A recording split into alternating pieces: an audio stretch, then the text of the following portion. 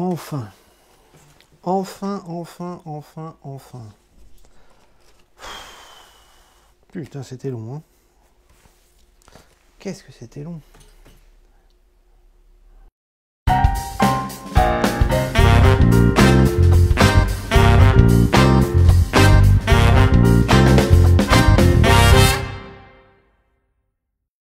Salut tout le monde, salut les monégasques. Bienvenue pour un nouveau débrief. On va parler de la 7e journée de Ligue 1. Alors, la situation était plutôt catastrophique avant le derby. Voilà, c'était le derby hier soir. Monaco recevait Nice et on était en crise, hein, on peut dire le mot. Monaco était en crise et c'était un match couperé pour tout le monde. Pour les joueurs, pour les supporters, pour les dirigeants et surtout pour Leonardo Jardim qui jouait clairement sa tête hier soir. Et je pense que si Monaco avait perdu, voire avait fait un match nul, je pense que Jardim à l'heure actuelle ne serait plus là. Et on va dire, certains diront manque de bol et d'autres diront tant mieux. Monaco a gagné, Monaco a remporté le derby, Monaco a donné une belle image hier soir et tout est... J'allais dire toutes les cartes sont relancées, non pas forcément, parce qu'il va falloir enchaîner derrière. Mais à l'heure actuelle, voilà, Jardim est encore là, Jardim va sûrement continuer, et Jardim va devoir enchaîner une série de victoires pour ne pas replonger dans le doute et ne pas replonger dans cette idée qu'un nouvel entraîneur pourrait venir sauver le club. Donc tout le monde est content aujourd'hui, moi le premier, on a gagné 3-1.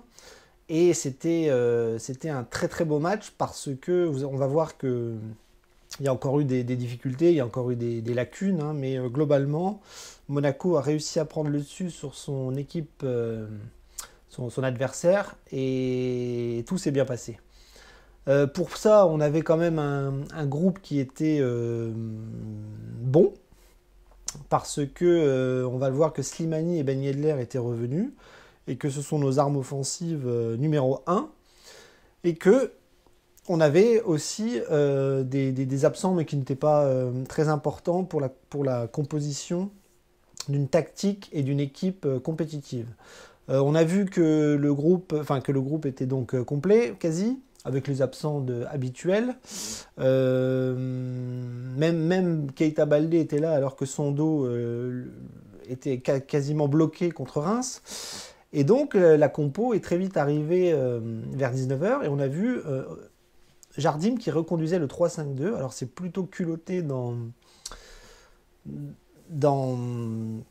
le choix de cette tactique parce que à domicile, c'est pas forcément un système qui permet de bien défendre ou d'attaquer comme on peut le faire avec un 4-4-2. Un 4-4-2, c'est beaucoup plus... je trouve que c'est beaucoup plus homogène, beaucoup plus sécure au niveau des couloirs. Et là, on avait quand même une défense à 3 avec deux joueurs qui ont dû faire un travail monstrueux, on va le voir. Et donc, on avait Gelson et Diaz qui étaient reconduits sur les côtés. Donc, c'était à eux de faire ce gros travail.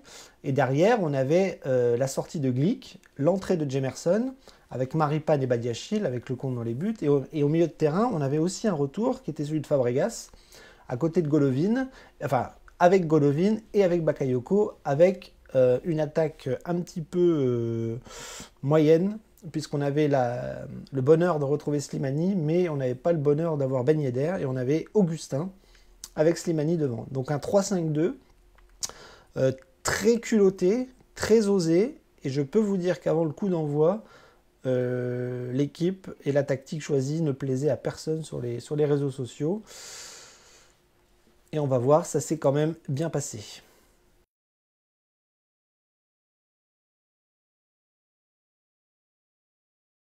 Donc l'objectif de ce match, c'était certes de gagner, parce que maintenant, dire qu'on doit gagner, c'est une évidence.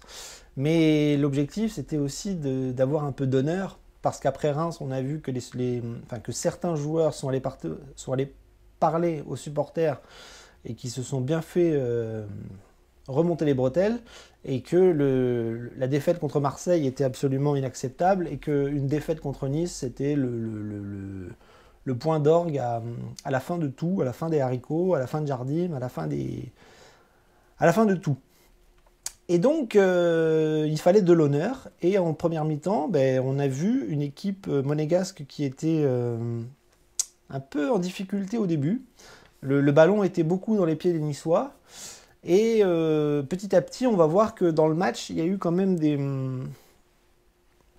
des attaques de part et d'autre, avec un match en dents de scie, avec des monégasques qui avaient du mal à défendre, mais des monégasques qui attaquaient bien, et inversement pour Nice, Nice qui avait du mal à défendre et qui aussi attaquait bien, notamment par une attaque à 3 assez dure à maîtriser avec Ounas, Attal et Dolberg. Donc dès la deuxième minute, ben, on a une première boulette monégasque, c'est-à-dire qu'une défense qui est un petit peu en panique, on sent que la concentration n'est pas au top, que le stress du derby et le stress de la victoire est dans les pieds et dans les têtes des monégasques. Et donc à la deuxième minute, on a un arrêt réflexe de Benjamin Lecomte qui, sur un cafouillage et un tir de Maurice, doit faire une sorte d'arrêt réflexe de la main pour mettre le ballon au-dessus de la barre, mais on aurait très bien pu se prendre un but au bout de 2 minutes de jeu. Et donc du coup, le début de match n'est pas bon pour nous. 15e minute, on a Attal qui continue de s'amuser sur le côté droit, voilà, qui la donne à Tamez et qui frappe au-dessus. Et on voit que le danger vient des côtés et que dans ce 3-5-2, on a beaucoup de mal à contenir les attaques niçoises avec Gelson et Diaz qui souffrent, mais comme pas possible, quoi. Ce ne sont pas des défenseurs, ce ne sont pas des spécialistes de ce rôle de piston sur le côté. Et ils souffrent tous les deux dès qu'il s'agit de défendre. Alors pour attaquer, ça se passe bien. Diaz n'est pas ridicule dans les attaques. Et Gelson encore moins, puisque c'est son métier de base. Donc 16e minute, côté droit, on a Gelson qui commence à mettre un peu le feu sur son côté. Et il arrive à centrer pour Fabregas, qui frappe un peu trop mollement. Et le ballon part en corner. Mais c'est une première attaque monégasque qui est plutôt bien amenée, avec un Gelson en feu quand il s'agit d'attaquer. 25e minute, pareil côté gauche, Gilles Diaz qui attaque très bien, qui se retrouve en position de tir dans l'entrée de la surface et qui enroule son tir, un petit peu comme Golovin l'avait fait à Reims, sauf que lui il la met côté droit et elle frôle le poteau et c'est encore une attaque dangereuse pour Monaco. Et 29e minute, Monaco attaque de mieux en mieux et arrive ce qui doit arriver, on marque. Donc sur un corner, en fait, on a un corner joué à deux avec Gelson et Fabregas. Fabregas qui donne à Golovin et Golovin qui s'amène le but absolument tout seul, c'est-à-dire qu'il est excentré dans la surface, il repique côté gauche et il frappe pleine lucarne. Enfin, elle est sublime. Superbe tir de Golovin qui marque un but fantastique avec une frappe fantastique. Donc 1-0 pour Monaco. C'est plutôt mérité parce que nos offensives sont plutôt bien réalisées. Et on espère qu'on ne va pas craquer parce que défensivement, on sait qu'on est encore à la rue. Juste derrière, on a une attaque monégasque avec Slimani qui marque. Voilà, super but. Alors pareil, un décalage de Fabregas sur le côté droit sur Gelson qui déboule sur son côté et qui centre en retrait pour Slimani qui frappe et qui marque. Et très vite, on va voir que le but est annulé parce que Gelson était hors jeu.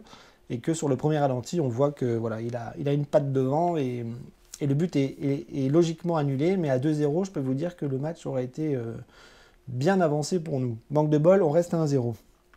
Et à la 45e minute, juste avant la mi-temps, Lecomte qui reste vigilant sur son côté gauche avec une frappe d'Attal qui rentre dans la surface. Et c'est encore un cafouillage défensif où Lecomte doit arrêter le ballon avec la main, la tête, le corps, enfin je sais pas quoi, enfin il repousse le ballon et ça va pas au fond.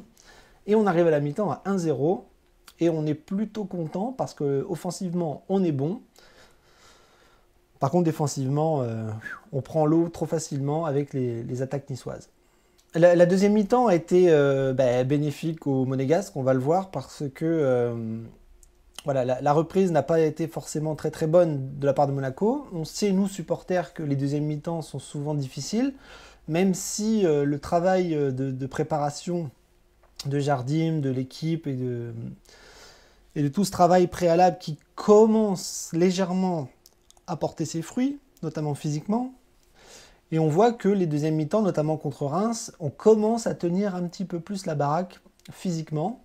Et d'ailleurs, Bakayoko en est la parfaite illustration parce que lui, il a tendance à monter en puissance dans les matchs et ça prouve que physiquement, il est au top et qu'on en a besoin parce que nos soucis sont défensifs et que Bakayoko, sur plein d'aspects, nous ramène une forme de stabilité et une forme de sécurité au milieu de terrain dans l'aspect défensif. Et donc, la deuxième mi-temps de Monaco, on craint l'écroulement et en fait, c'est pas ce qui va se passer. Monaco va réussir à tenir la dragée haute aux Niçois et en plus, on va les étouffer au milieu de terrain et on va voir que Nice est totalement écroulé au milieu de terrain et défensivement et on en a profité pour marquer des buts et pour gagner ce match. Donc à la 53e minute, on a Lecomte quand même qui veille au grain avec une superbe frappe de Cyprien. Voilà, une frappe un peu flottante. Alors Lecomte a du mal à garder les ballons, il a tendance à beaucoup les pousser, à pas les garder, mais il le fait plutôt bien parce qu'il reste serein sur sa ligne, sur son but. Et quand il y a des grosses frappes, en général, bon, à part contre Lyon où il a fait une boulette, il a tendance quand même à maîtriser les frappes adverses. Manque de bol, sur le corner, il y a un cafouillage dans la surface où les défenseurs sont un peu attentistes. Et sur un ballon bêtement perdu, arrive dans les pieds de Burner, le joueur niçois, qui met une mine sous la barre et elle rentre. Et là, Nice égalise et on se dit deux possibilités. Soit Monaco réagit et si elle continue d'attaquer comme elle le fait, ça va bien se passer. En plus, on a des munitions sur le banc. Soit c'est le début d'un nouvel écroulement et qu'on va en prendre un deuxième, un troisième, un quatrième et qu'on peut très bien faire une deuxième mi-temps catastrophique comme on en a l'habitude et s'écrouler très très vite. Et non, Monaco moralement est finalement bien, physiquement est mieux. Et qu'est-ce qui se passe? Eh ben, on continue d'attaquer avec l'entrée de Ben Yedder notamment qui va nous faire un bien fou. J'ai cru qu'il n'allait pas rentrer parce qu'il avait mal au dos et que je ne comprenais pas qu'il soit sur le banc s'il était blessé. Donc s'il était sur le banc, il ne devait pas être blessé. S'il ne devait pas être blessé, il devait rentrer.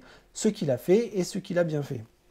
63e minute, on a un petit cafouillage, une faute dans la surface de réparation qui n'est pas sifflée avec un Ounas qui se fait très très mal et qui sort sur civière.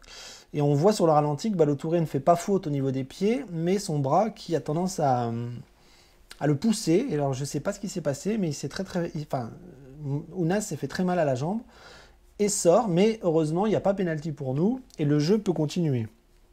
Derrière, qu'est-ce qui se passe? Monaco continue d'attaquer. Au milieu de terrain, ça va de mieux en mieux. Bakayoko récupère les ballons et surtout, on a un Golovin qui est flamboyant et qui va marquer le deuxième but. Voilà, le but du 2-1 avec un super mouvement Fabregas qui lance Slimani. Slimani qui se joue de 3 défenseurs niçois et qui la met très très vite dans la surface. Et Golovin arrive comme une balle et se retrouve face à Benitez et met un petit ballon piqué au-dessus du gardien et marque le 2-1. Et là, on se dit, ah, c'est nouveau. Monaco a repris du poil de la bête. Monaco a l'air bien, physiquement et mentalement. Et là, on se dit, à quelques minutes de la fin, 10 minutes, un quart d'heure de la fin, ça serait quand même con de se faire revenir alors que ça a l'air de tenir et d'aller beaucoup mieux à tous les niveaux. Donc Monaco, à la 80e minute, scelle le sort du match. Et comme je vous l'ai dit, on continue avec le milieu de terrain qui est très très chaud. Fabregas qui donne le ballon à Slimani. Slimani qui donne à... non, pas Slimani, pardon. Fabregas qui donne à Golovin. Golovin qui, dans la surface, arrive à décaler merveilleusement Ben Yedder dans la surface. Et Ben Yedder, quand vous lui donnez un petit ballon comme ça, très facile, devant le gardien, il la met. Et il la met. But de Monaco, 3-1. Le match est plié, on a gagné. Et on se dirige tranquillement vers la fin du match avec une dernière occasion pour Monaco, avec Slimani qui fait quasi une transversale pour Ben Yedder dans la surface, qui la reprend instantanément, qui bute sur Benitez. Mais les Niçois ne reviendront pas, Monaco gagne et le derby est à nous et ça fait un bien de dingue. C'est une putain de bouffée d'oxygène et on en profite pour savourer la victoire. Les joueurs ont retrouvé le sourire, Jardim a retrouvé le sourire, les supporters ont retrouvé le sourire, Petrov et Ribolovlev aussi, on l'a vu dans certaines vidéos. C'est un putain de bonheur, on est content, on a gagné, mais il faut surtout pas s'arrêter là.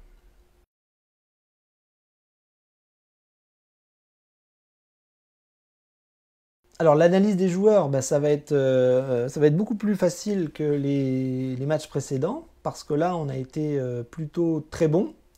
Il y a eu des points noirs, il y a eu des lacunes, il y a eu des difficultés d'adaptation pour certains, mais la majorité des joueurs a été plutôt très bon.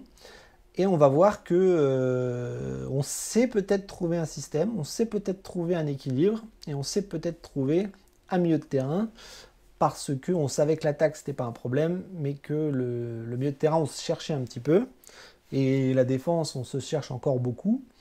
Mais là, ce soir, on n'a pris qu'un but et on a peut-être trouvé un équilibre. Donc défensivement, bah, Lecomte a été très bon. Sur le but, il ne peut rien faire. Il a eu des arrêts à faire, il les a bien faits. Il a eu des interventions correctes. Son arrêt réflexe dès la deuxième minute l'a tout de suite mis dans le bain, je pense. Et globalement, son match a été très bon. Il n'a pas fait d'erreur. Il a fait les arrêts qu'il fallait faire. Et sur le but, voilà. Il ne peut rien faire parce qu'il se fait allumer. Alors peut-être qu'on peut lui reprocher de ne pas assez sortir sur les corners, un petit peu comme le faisaient ses copains, hein, Subasic, Benaglio, etc. Donc défensivement, c'est pas sécure sur les coups de pied arrêtés, mais pour le reste, Lecomte, c'est très bon. Et tant mieux. Défensivement, bah alors là, on avait encore un système nouveau, c'est-à-dire qu'on avait une défense à 3. Et là, c'est Maripane qui prenait la défense centrale, Jemerson qui prenait à droite, et Badiachil qui lui est resté à gauche. Donc globalement, la défense a été plutôt bonne. Maripane, je ne l'ai pas vu faire d'erreur. Je l'ai vu plutôt sécurisant, parce que Glick, on connaît ses lacunes, notamment la vitesse, le placement et les relances difficiles. Et là, Maripane, pour le coup, hier soir, je ne l'ai pas vu faire d'erreur. Donc s'il n'a pas fait d'erreur, c'est qu'il a fait un match correct.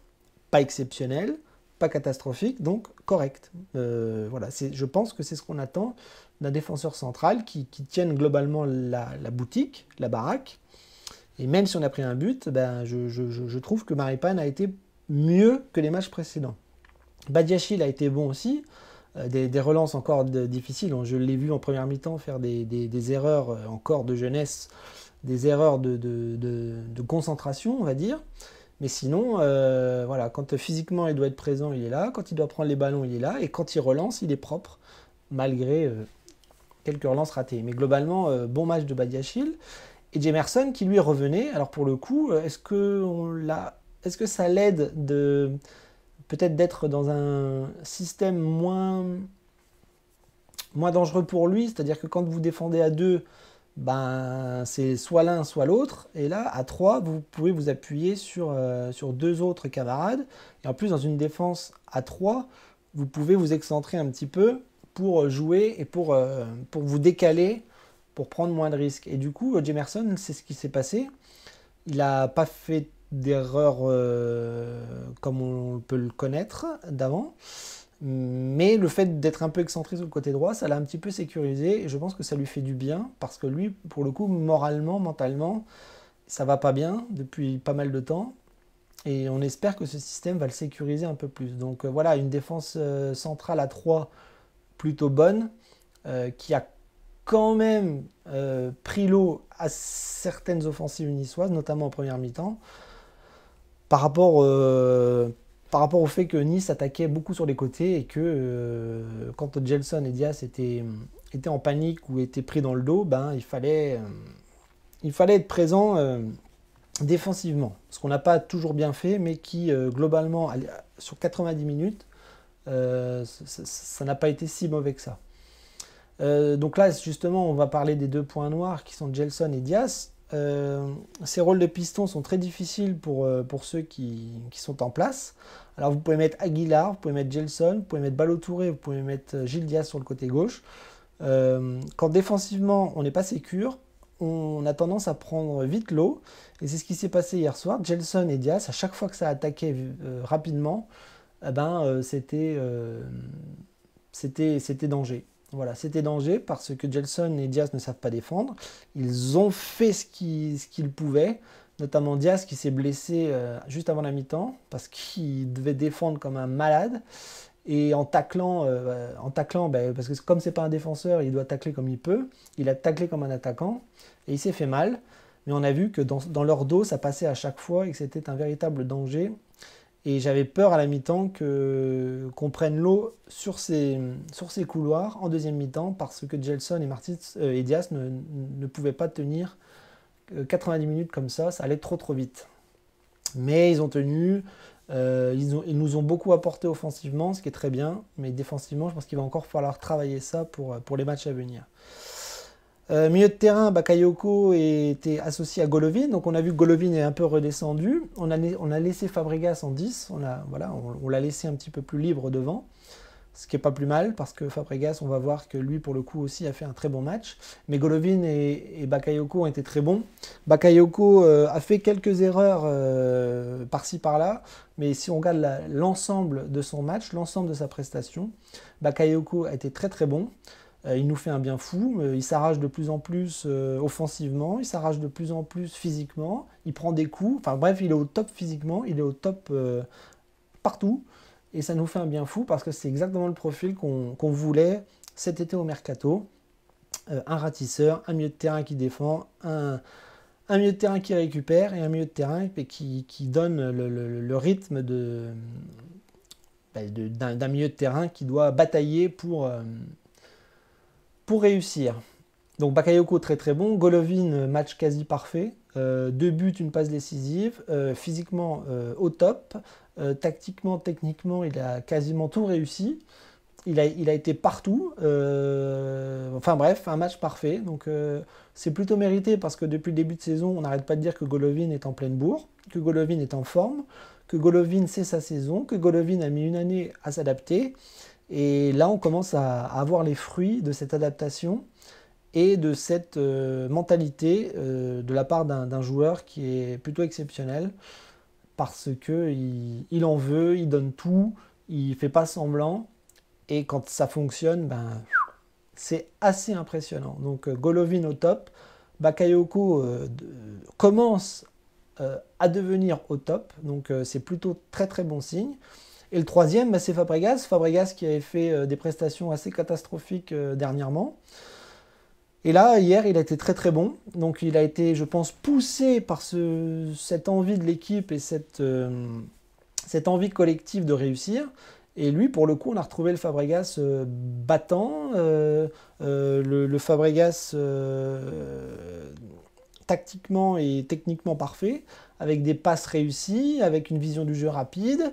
Avec le brassard aussi, et ça c'est pas anodin parce que c'est un patron, c'est un grand joueur, il a été un très très grand joueur, ce n'est plus le Fabregas d'avant, mais si il se remet dans une équipe qui tourne, je pense qu'on va retrouver le bon Fabregas, le Fabregas qu'on attend tous, qui est voilà, créateur, passeur, visionnaire, etc., etc., etc. Donc voilà, globalement, vous avez compris, un milieu de terrain au top hier soir.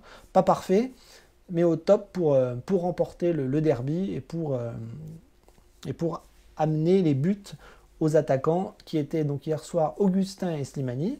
Alors on va faire vite parce qu'Augustin ça a été catastrophique. Je n'ai pas aimé sa prestation d'hier. Alors certes il court beaucoup, il est présent sur pas mal d'appels, mais alors le dernier geste c'est une catastrophe. Techniquement c'est catastrophique. Il marque pas de but, il n'arrive pas à donner des balles de but non plus. Donc soit il n'est pas encore intégré dans le système Jardim, il n'est pas encore intégré à l'AS Monaco et que ça va venir peut-être dans les mois qui viennent, mais pour l'instant ça marche pas. Et la paire Slimani-Augustin, moi je n'aime pas. Et les prestations d'Augustin, du peu qu'on en a vu, je n'aime pas. Et il y a encore du travail. Voilà, il y a encore du travail pour Augustin. Alors Slimani, lui, pour le coup, c'est tout l'inverse. C'est-à-dire qu'il nous surprend de match en match. On ne cesse de faire des mea culpa parce qu'on n'en voulait pas. Maintenant, on l'adore. Donc ça arrive, hein, c'est pas grave. Les supporters se tromperont encore sur des joueurs. C'est la vie du supporter, c'est la vie du football. Il y a des joueurs qu'on n'aime pas et puis qui nous surprennent, et inversement, il y a des joueurs qu'on aime et qui nous déplaisent. Et Slimani, pour l'instant, fait tout bien. C'est un guerrier, c'est un déménageur, c'est un buteur, c'est un passeur. Il apporte exactement tout ce qu'il nous faut pour la Ligue 1, c'est-à-dire du physique, de l'agressivité, du pressing. Il lâche rien. Il peut être mort physiquement, il donnera tout quand même. Donc mentalité exceptionnelle, rendement exceptionnel, but exceptionnel et passe exceptionnelle. Notamment hier soir avec une passe de fou à Golovin qui a marqué le deuxième but du match. Donc Slimani au top, Augustin pas bon. Et au niveau des remplaçants, on a vu Ballo-Touré, Ben Yedder et Adrien Silva. Alors Adrien Silva, je ne vais pas en parler parce qu'il est rentré à la fin, on l'a quasiment pas vu. Par contre, Ben Yedder, voilà, joueur exceptionnel qui est rentré une demi-heure et qui a brillé de son talent en marquant un but, en montrant voilà, toute son activité, toute cette vision du foot, dans les passes courtes, dans les appels, les contre-appels, enfin tout ce qui fait la palette d'un attaquant libre devant et qui arrive à tout péter quand les bons ballons arrivent, ce qui est arrivé grâce à ses coéquipiers. Donc il a marqué. Et Ballo-Touré, lui, il a fait une mi-temps complète, il a remplacé Gilias blessé. Et Ballo-Touré, bah, c'est compliqué parce que Ballo-Touré, c'est pas bon en ce moment. C'est pareil, on attend qu'il se moule dans un collectif qui tourne pour voir ce qu'il vaut vraiment parce que voilà, Ballo-Touré, c'est compliqué. Bon, hier, il n'a pas fait un mauvais match, il n'a pas fait une mauvaise rentrée. Offensivement, il était présent, mais défensivement, il faut qu'il fasse attention parce qu'il défend mal. Et sur Ounas, on aurait pu concéder un penalty et ça n'a pas été le cas. Mais attention Ballo-Touré, il faut vraiment apprendre à défendre. Parce que sinon, ça va nous jouer des mauvais tours. Voilà, donc j'ai fait le tour des joueurs. Très belle prestation de la part de tout le monde, sauf un ou deux voilà, qui n'ont pas été au rendez-vous. Mais sinon, on sait peut-être trouver un milieu de terrain. Notre attaque, il n'y a pas de problème. Ben Yedder, Slimani, ça va marquer, ça va tourner. On va régaler à ce niveau-là. Maintenant, il faut régler derrière les problèmes qui persistent. Voilà.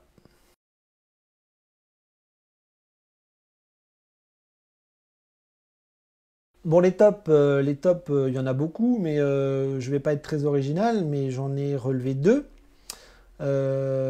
Golovin et Fabregas. Allez, Fabregas et Golovin. Golovin a été extrêmement bon, je ne vais pas le répéter. Il a été quasi parfait.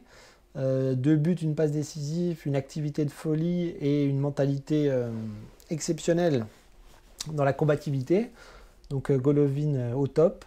Et Fabregas, bah, lui, je le mets en top parce qu'on avait peur. On avait très très peur de voir un Fabregas commencer à disparaître de la circulation. Et on a vu hier que dans ce système où il joue plus haut sur le milieu de terrain, eh ben ça a fonctionné. Et surtout qu'il a régalé de ses passes, de son activité, de tout en fait. C'est-à-dire qu'il nous a fait plaisir. Et on espère qu'il va continuer comme ça, et même mieux, qu'il va encore être meilleur dans les semaines à venir, même si Jardim va continuer à faire tourner. Voilà, on a un système 3-5-2 qui va pas arrêter de changer au niveau des postes et au niveau des joueurs, parce qu'il y aura des suspendus, parce qu'il y aura des blessés, parce qu'il y aura des semaines à 3 matchs comme ça où il faut faire un petit peu souffler. Et donc contre Brest, on n'aura peut-être pas les mêmes joueurs, mais en tout cas, ce milieu de terrain, Baka, Golo, Fabregas, ça fonctionne. Et ce soir, j'ai envie de les mettre en top pour les encourager et surtout pour les revoir. Parce qu'on a envie de les revoir à ce niveau-là dans les semaines à venir. Bon, le flop, je l'ai déjà dit, c'est Augustin. Voilà. Très, très, très, très, très mauvaise prestation. Il a tout raté, ce qu'il a entrepris. Le dernier geste, les dernières passes, au moment d'être décisif, mais il ne l'est pas. Il ne se crée pas d'occasion, donc pour un attaquant, c'est embêtant. On voit que Ben Yedder, quand il joue même très peu, il marque, il touche des ballons, il les donne bien. Il y a une vraie osmose entre Slimani et Ben Yedder qui s'est déjà créée, on le voit.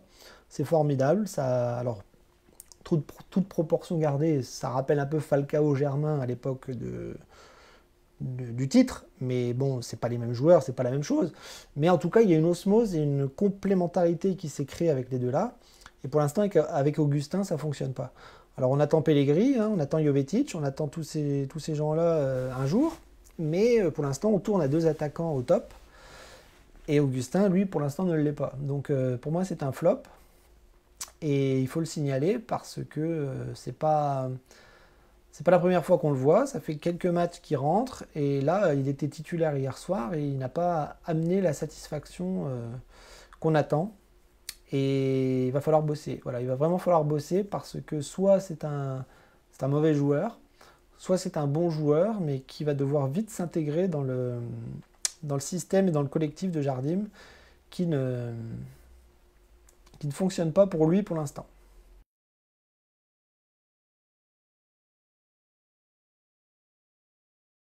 Mais l'objectif est atteint. L'objectif est atteint et c'est un fait un bien fou. Voilà, on est content. On est content, mais on est aussi prudent. Hein. C'est-à-dire que on n'est pas sauvé. Le sort de Jardim n'est encore pas scellé totalement parce que on peut très bien replonger derrière. C'est pas une victoire qui va nous sauver la saison. Pour l'instant, on est au fin fond du classement. On est au fond du trou au niveau des points. On est au fond du trou défensivement parce qu'on continue de prendre des buts. On en a pris beaucoup trop. Et on continue d'en prendre. On l'a vu hier. Et donc, on n'est pas sauvé. Donc, l'objectif, c'est samedi soir. On joue contre Brest. Donc, l'objectif, ça sera de prendre 6 points obligatoires. Rien d'autre. Je ne veux pas 4 points en une semaine. Je ne veux pas 3 points en une semaine. J'en veux 6. Et il faut enchaîner contre Brest pour que la mayonnaise commence à sérieusement prendre du côté de Monaco. J'espère que la victoire d'hier n'est pas une illusion. Qu'on va monter en puissance, qu'on va être de mieux en mieux. Jardim l'a dit en plus en interview, je l'ai entendu hier ou avant-hier, il a dit que son groupe était meilleur que l'année dernière, il était meilleur que... Voilà, qu'il avait les joueurs qu'il voulait, et il a clairement dit qu'il pouvait faire quelque chose avec ce groupe. Donc on va essayer de le croire, et on va attendre de voir que la progression se mette sérieusement en place. Donc dès samedi contre Brest, on doit enchaîner, on sera à domicile en plus, donc on doit absolument prendre les 3 points chez nous. Et tout autre résultat qu'une victoire sera un échec. Et je peux vous dire que si on ne gagne pas contre Brest samedi, la victoire d'hier n'aura servi strictement à rien. Donc voilà, à l'heure actuelle, voilà, on est mercredi, on est tous contents, on a repris de l'oxygène, on a repris un peu de baume au cœur. Le sort de Jardim, on va le mettre de côté au moins jusque ce week-end. Et on va attendre patiemment cette 8e journée pour voir si vraiment il se passe quelque chose du côté de l'AS Monaco. Donc voilà, je vous laisse. Je vous dis à ce week-end pour un nouveau débrief. Donc le Stade Brestois. En attendant, Daguemounigou. Et profitez bien de ces quelques jours parce que vous avez remarqué, hein, on dort beaucoup mieux.